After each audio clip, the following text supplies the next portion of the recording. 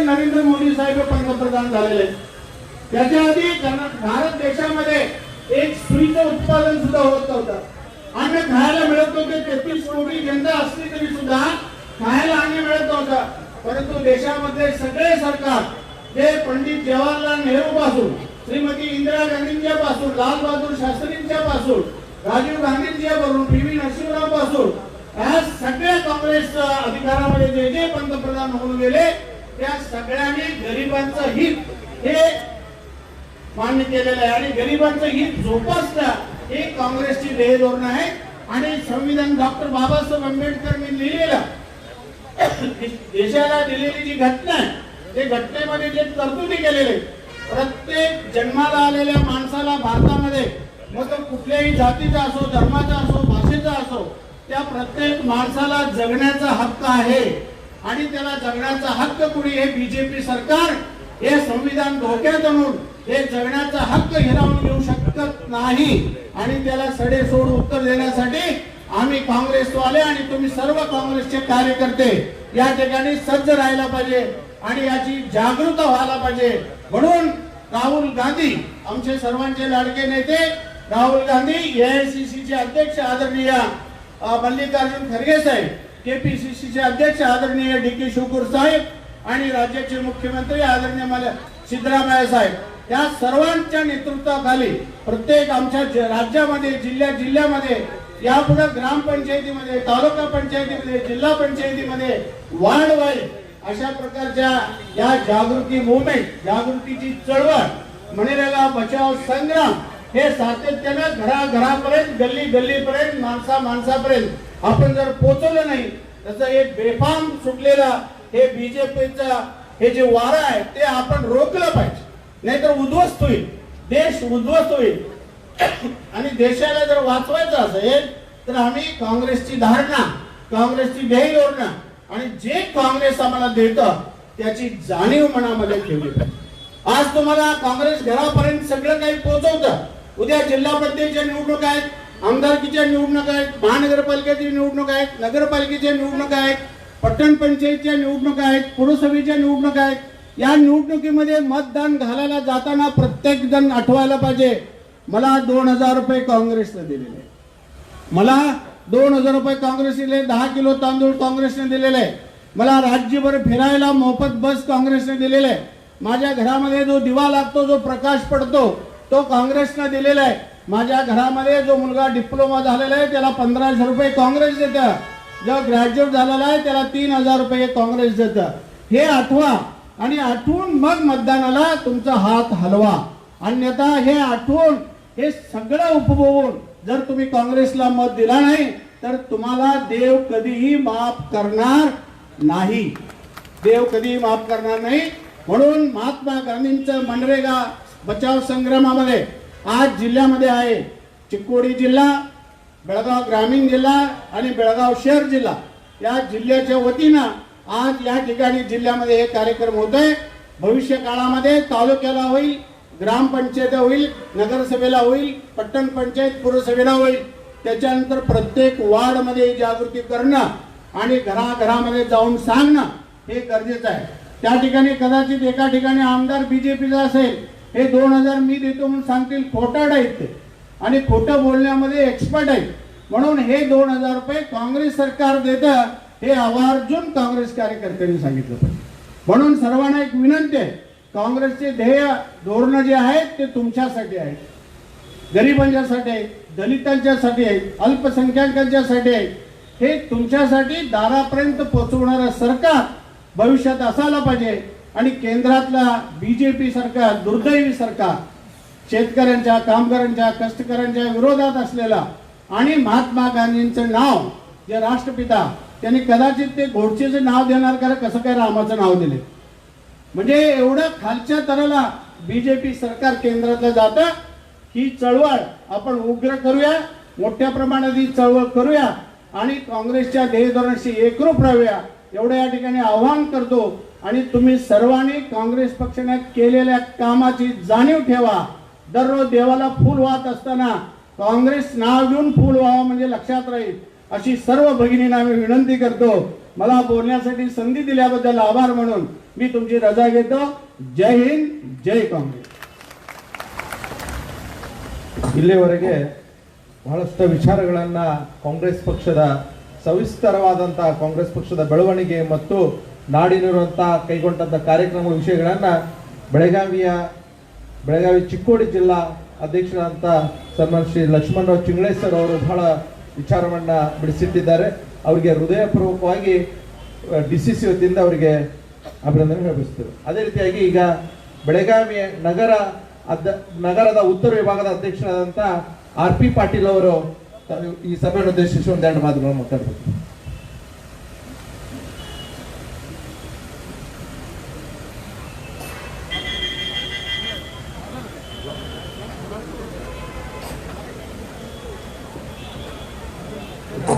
Block ಅಧ್ಯಕ್ಷರು RP Patil.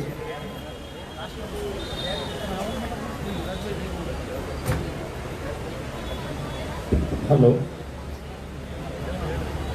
ಬೋಲೋ ಭಾರತ್ ಮಾತಾ ಕಿ ಘೋಷಣೆ ಹಾಕಬೇಕು. ಅದಕ್ಕೆ ಹಿಂಗ ಮೋದಿ ಅವರು ಬಹಳ ನಮ್ಮ ಮೇಲೆ ಟಾರ್ಗೆಟ್ ಮಾಡ್ತಿದ್ದಾರೆ.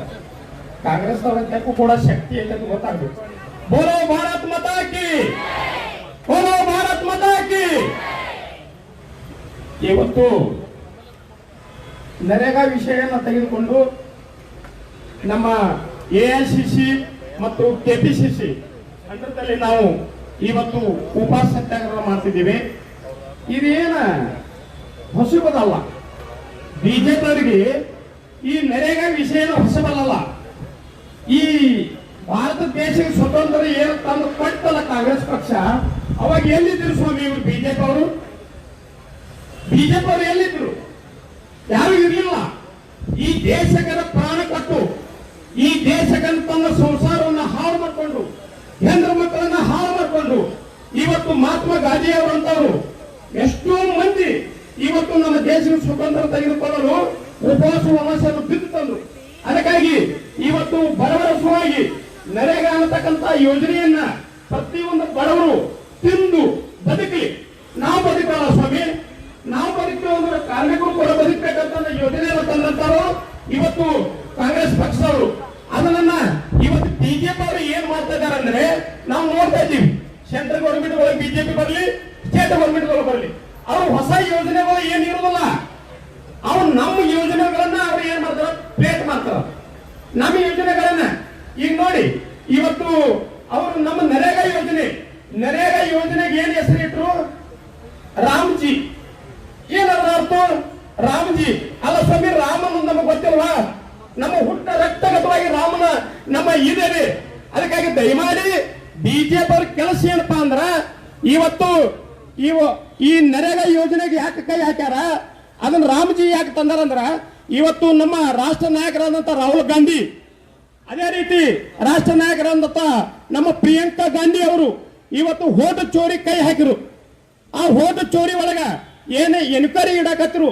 ಎನ್ಕ್ವೈರಿ ಇಟ್ಟು ನಮಗೆ ಏನು ನೀರಿದ್ದು ನೀರಾಗಲಿ, ಹಾಲಿದ್ದು ಹಾಲಾಗಲಿ, ನಮಗಿದು ಎನ್ಕ್ವೈರಿ ಆಗಬೇಕು. ಯಾಕೆ ಚೋರಿ ಆಗ್ತದ ಅಂತ ಹೇಳಿ ಅಲ್ಲಿ ಲೋಕಸಭೆ ಒಳಗ ಅವ್ರ ಧ್ವನಿ ಎದ್ದುಕೊಳ್ಳಿ, ಅವರ ಧ್ವನಿಯನ್ನ ಅಡಗಿಸುವ ಸಲುವಾಗಿ ಇದು ಡೈವರ್ಷನ್ ಮಾಡ್ತಾರಲ್ಲ, ಡೈವರ್ಷನ್ ಅಂತಾರಲ್ಲ, ಆ ಡೈವರ್ಷನ್ ಮಾಡುವಂತ ಪದ್ಧತಿಯಲ್ಲಿ ಈ ನರೇಗಾ ಅಂತಕ್ಕಂಥ ಸಿಸ್ಟಮ್ ಅನ್ನು ತೆಗೆದು ಇವತ್ತು ರಾಮ್ಜಿ ಅಂತಕ್ಕಂಥ ಸಿಸ್ಟಮ್ ತಂದರು. ದಯಮಾಡಿ ನಾನು ಮೋದಿ ಅವ್ರಿಗೆ ಕೇಳ್ಕೊತೀನಿ, ಮೋದಿ ಅವರು ನಿಮ್ಮ ಪ್ರಣಾಳಿಕೆ ಒಳಗೆ ಏನಿತ್ತು? 15,000 ಯುವಕರಿಗೆ ನೀವು ವಿದ್ಯೆ ಕೊಡ್ತಾನಂದ್ರೆ ಎಲ್ಲಿ ಹೊತ್ತು? ಇವತ್ತು ನಿಮ್ಮ ಅಕೌಂಟ್ ರೊಕ್ಕ ಹಾಕ್ತಾನಂದ್ರಿ, ಎಲ್ಲಿ ಹೊತ್ತು? ಅದಕ್ಕಾಗಿ ದಯಮಾಡಿ ಇವತ್ತು ಕಾಂಗ್ರೆಸ್ ಪಕ್ಷ ಏನಾದ್ರೂ ಇದ್ರೆ ಬಡವರ ಪಕ್ಷ, ದೀನ ದಲಿತರ ಪಕ್ಷ, ಹಿಂದುಳಿದರ ಪಕ್ಷ. ಅದಕ್ಕಾಗಿ ದಯಮಾಡಿ ಇವತ್ತು ಕಾಂಗ್ರೆಸ್ ಇವತ್ತು ನೋಡಿ ಕರ್ನಾಟಕ ಒಳಗಿದ್ದಂತ ಕಾಂಗ್ರೆಸ್ ಪಕ್ಷ ಇಡೀ ದೇಶಕ್ಕೆ ಮಾದರಿ ಆಗ್ಯದ, ದೇಶಕ್ಕೆ ಮಾದರಿ ಆಗ್ಯದ. ಅದಕ್ಕಾಗಿ ದಯಮಾಡಿ ಬಿಜೆಪಿ ಅವರಿಗೆ ಯುವಕರನ್ನ ಹಾಳು ಮಾಡುವಂತ ಪದ್ಧತಿ ಅವ್ರಿಗೆ ಗೊತ್ತದ. ಯುವಕರಿಗೆ ಕೆಲಸ ಕೊಡ್ಲಾರ್ದಂಗ ಬರೀ ಒಂದು ಕಮ್ಯುನಿಟಿ ವೈಸ್ ಒಂದು ವಿಷಯವನ್ನು ಇಟ್ಕೋದು, ಆಮೇಲೆ ಸ್ಟ್ರೈಕ್ ಮಾಡಿಸೋದು, ಬರೀ ಒಂದು ಹಿಂದೂ ಮುಸಲ್ಮಾನ್ ಅನ್ನೋದು ಅಲ್ಲ ಸ್ವಾಮಿ. ಇವತ್ತು ಹಿಂದೂ ಮುಸಲ್ಮಾನ್ ನಮ್ಮ ದೇಶ ಒಳಗಿಲ್ಲ ಇಲ್ಲ. ಅದಕ್ಕೆ ಬಸವಣ್ಣ ಹೇಳ್ತಾನೆ, ಕಾಂಗ್ರೆಸ್ ಪಕ್ಷದಲ್ಲಿ ಇವತ್ತು ನಾವು ನೆನೆಸ್ಕೋಬೇಕು, ಇವನ್ ಯಾರ ಇವನ್ ನಮ್ಮವ ಅನ್ನತಕ್ಕಂಥ ಬಸವನ ತತ್ವದಲ್ಲಿ ಇವತ್ತು ನಮ್ಮ ಕಾಂಗ್ರೆಸ್ ಪಕ್ಷ ನಡೀತಾ ಇದೆ. ಅದಕ್ಕಾಗಿ ದಯಮಾಡಿ ಈ ಸೆಂಟ್ರಲ್ ಗೌರ್ಮೆಂಟ್ ಅವರು ಇವತ್ತು ಅವ್ರು ನೋಡ್ಬೇಕು, ಇವತ್ತು ಮೋದಿ ಅವರು ಬಹಳ ಒಳ್ಳೇದು ಮಾಡ್ತಾರೆ ಅಂದ್ರೆ ಸೆಂಟ್ರಲ್ ಗೌರ್ಮೆಂಟ್ ಎಲ್ಲ ಲೋಕಸಭಾ ಒಂದು ಸೈಡ್ ಬರಬೇಕಾಗಿತ್ತಲ್ಲ, ಯಾಕೆ ಬರಲಿಲ್ಲ ಒಂದು ಸೈಡ್? ಅದಕ್ಕಾಗಿ ದಯಮಾಡಿ ಅವ್ರು ಬರೀ ಸುಳ್ಳಿನ ಕಂತಿ ಕಟ್ಟೋದು, ಒಬ್ಬರ ಮೇಲೆ ಒಬ್ಬರು ಎಬಿಸ್ಕೊಳ್ಸೋದು. ಇವತ್ತು ನಮ್ಮ ದೇಶಕ್ಕೆ ಸ್ವತಂತ್ರ ಬರೋಕ್ಕಿಂತ ಮುಂಚೆ ಒಂದು ಚೂಜಿ ತಯಾರು ಮಾಡಲಾರದಂತ ಶಕ್ತಿ ಇತ್ತು ನಮ್ಮ ದೇಶಕ್ಕೆ. ಇವತ್ತು ಇಂದಿರಾ ಗಾಂಧಿ ಅವರು ಇವತ್ತು ಅಲ್ಲಿ ಹಿಡ್ಕೊಂಡಿಲ್ಲ ತನಕ ಆಳಿದಂತ ನಮ್ಮ ದೇಶದ ಪ್ರಧಾನಮಂತ್ರಿಗಳು ದೇಶ ಎಲ್ಲಿ ತನಕ ತಂದಿಟ್ರು ಅನ್ನೋದು ಇವತ್ತು ಮೋದಿ ಅವರು ತಿಳ್ಕೋಬೇಕು. ಅದಕ್ಕಾಗಿ ದಯಮಾಡಿ ಮೋದಿ ಅವರು ಇದು ಬರೀ ಒಂದು ಪ್ಲೇಟ್ ಅಂದ್ರೆ ನಮ್ಮ ಪ್ಲಾನ್ಗಳು ತೆಗೆದುಕೊಂಡು ಅದಕ್ಕೊಂದು ಹೆಸರು ಬೇರೆ ಇಡೋದು, ಅದನ್ನ ಜಾರಿಗೆ ತರೋದು, ಅದನ್ನು ಬಿಡಬೇಕು. ಈ ದೇಶಕ್ಕೆ ಒಂದು ಒಳ್ಳೆ ಒಂದು ಭವಿಷ್ಯದ ಬಗ್ಗೆ ವಿಚಾರ ಮಾಡಬೇಕು. ಅದನ್ನೆಲ್ಲ ಬಿಟ್ಟಿಂದ ಅದು ಮಾಡಬಾರ್ದು ಅಂತ ಹೇಳಿ ನನ್ನ ಎಲ್ಲ ನಮ್ಮ ಜಿಲ್ಲಾ ಕಾಂಗ್ರೆಸ್ ಕಮಿಟಿ ಪರವಾಗಿ ನಮ್ಮ ಎಲ್ಲ ಮುಖಂಡರ ಪರವಾಗಿ ನನಗೆ ಎರಡು ಮಾತಾಡಲು ಅವಕಾಶ ಮಾಡಿಕೊಟ್ಟಿದ್ದ ಧನ್ಯವಾದಗಳನ್ನು ಹೇಳಿ ನಾನು ಎರಡು ಮುಗಿಸ್ತೇನೆ.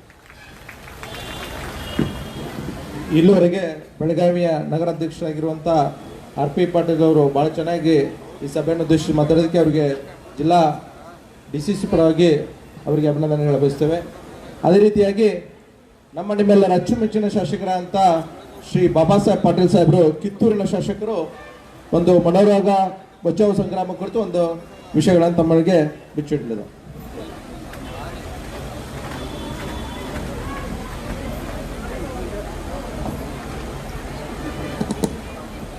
ಇವತ್ತಿನ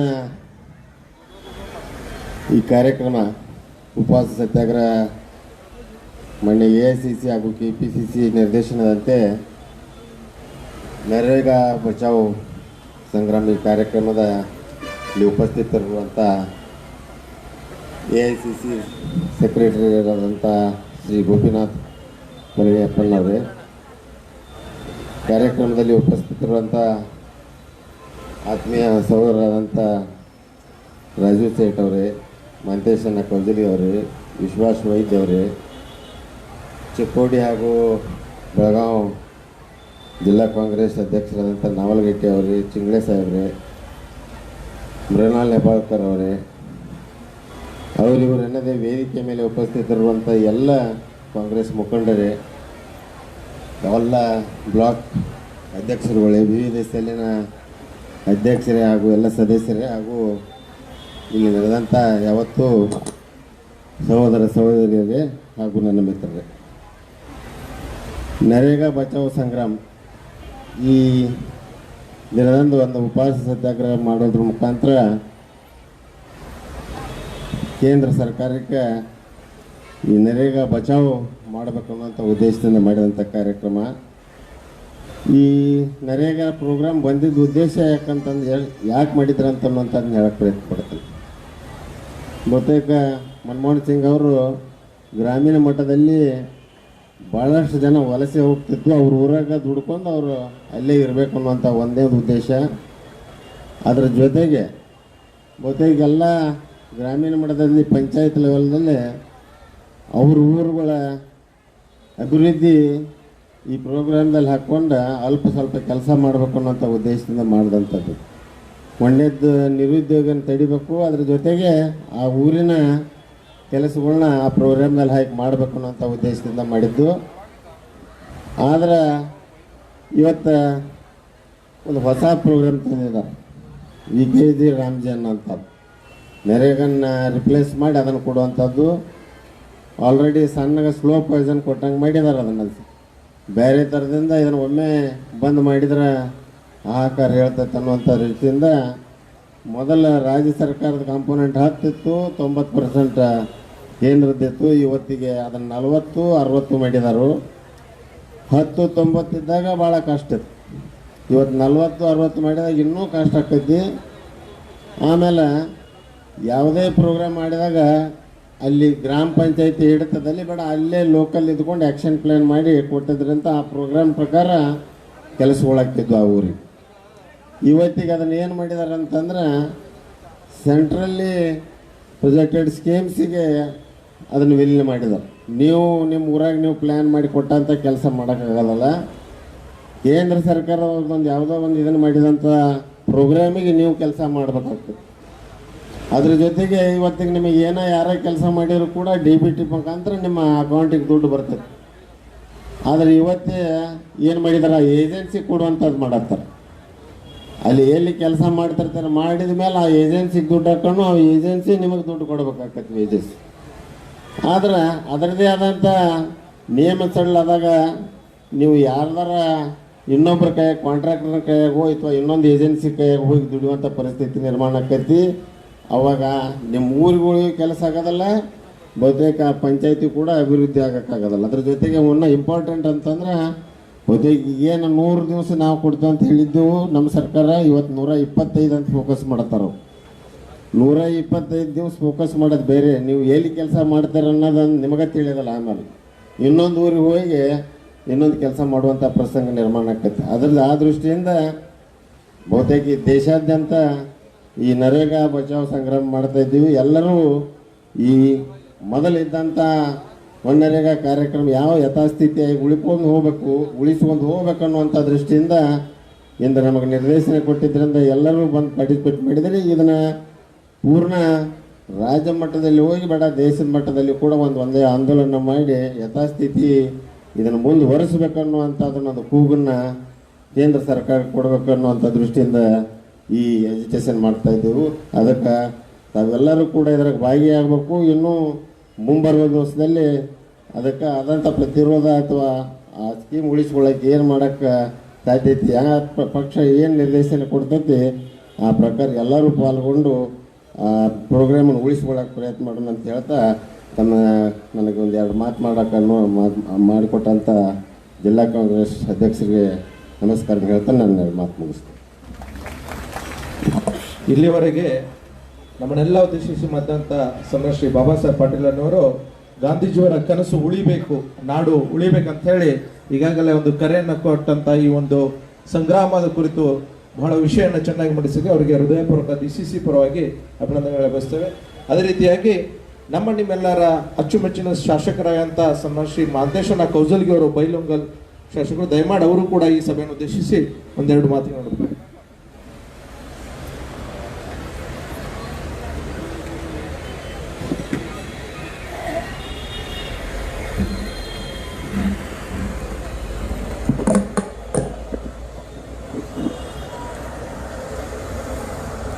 ಇವತ್ತಿನ ಈ ಒಂದು ಕಾರ್ಯಕ್ರಮದ ವೇದಿಕೆ ಮೇಲೆ ಆಸನರಂಥ AICCಯ ಸೆಕ್ರೆಟರಿಗಳು, ಕರ್ನಾಟಕ ಇನ್ಚಾರ್ಜ್ ಆದಂಥ ಸನ್ಮಾನ್ಯ ಶ್ರೀ ಗೋಪಿನಾಥ್ ಸರ್ ಅವರೇ, ವೇದಿಕೆ ಮೇಲೆ ಆಸೀನರಾದಂಥ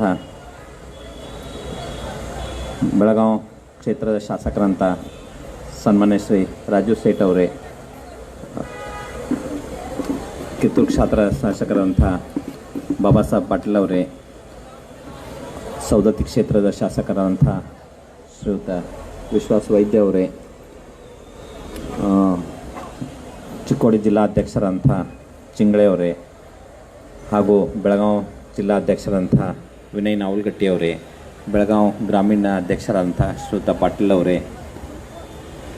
ಶ್ರೀಯುತ ರಾಹುಲ್ ಜಾರಕಿಹೊಳಿ ಅವರೇ, ವೇದಿಕೆ ಮೇಲೆ ಆಸೀನರಂಥ ಇನ್ನುಳಿದ ಎಲ್ಲ ಹಿರಿಯರೇ, ಯುವ ಕಾಂಗ್ರೆಸ್ ಅಧ್ಯಕ್ಷರಂಥ ಶ್ರೀಯುತ ಕಾರ್ತಿಕ್ ಪಾಟೀಲ್ ಅವರೇ, ಹಾಗೂ ಕಾಂಗ್ರೆಸ್ ಪಕ್ಷದ ಎಲ್ಲ ಬ್ಲಾಕ್ ಅಧ್ಯಕ್ಷರುಗಳೇ, ಪದಾಧಿಕಾರಿಗಳೇ, ಹಾಗೂ ಇವತ್ತಿನ ಈ ಒಂದು ಸಭೆಯಲ್ಲಿ ಸೇರಿದಂಥ ಎಲ್ಲ ಹಿರಿಯರೇ, ಗ್ರಾಮೀಣ ಪ್ರದೇಶದಲ್ಲಿ ಇರುವಂತಹ ಜನರು ಇವತ್ತು ಪಟ್ಟಣ ಪ್ರದೇಶಗಳಿಗೆ ವಲಸೆ ಹೋಗ್ತಾ ಇದ್ದನ್ನು ಗಮನದಲ್ಲಿಟ್ಟುಕೊಂಡು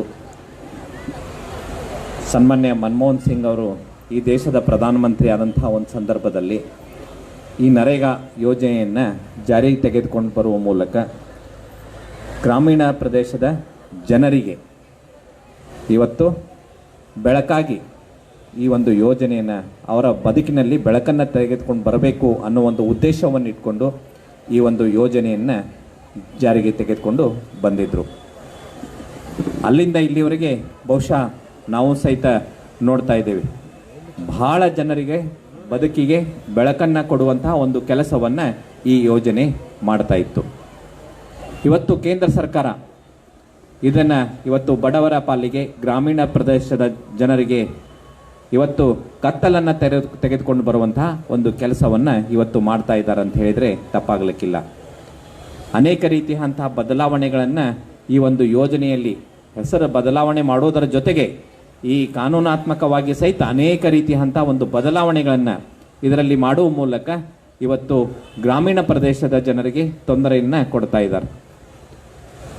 ಇವತ್ತು ನೋಡ್ರಿ, ಗ್ರಾಮೀಣ ಪ್ರದೇಶದಲ್ಲಿ ಈ ನರೇಗಾ ಯೋಜನೆ ಇರುವುದರಿಂದ ಅನೇಕ ರೀತಿಯಾದಂಥ ನಾವು ಅಭಿವೃದ್ಧಿ ಪರವಾದಂತಹ ಒಂದು ಕೆಲಸಗಳನ್ನು ಕಾರ್ಯಗಳನ್ನು ಆ ಭಾಗದಲ್ಲಿ ಮಾಡಲಿಕ್ಕೆ ಸಾಧ್ಯ ಆಗ್ತದೆ. ಅದರ ಜೊತೆಗೆ ಇವತ್ತು ಆ ಗ್ರಾಮದಲ್ಲಿಯೂ ಸಹಿತ ಅನೇಕ ರೀತಿಯಂಥ ಅಭಿವೃದ್ಧಿ ಕೆಲಸಗಳು ಆಗಿದ್ದನ್ನು ನಾವೆಲ್ಲ ನೋಡ್ತಾ ಇದ್ದೀವಿ.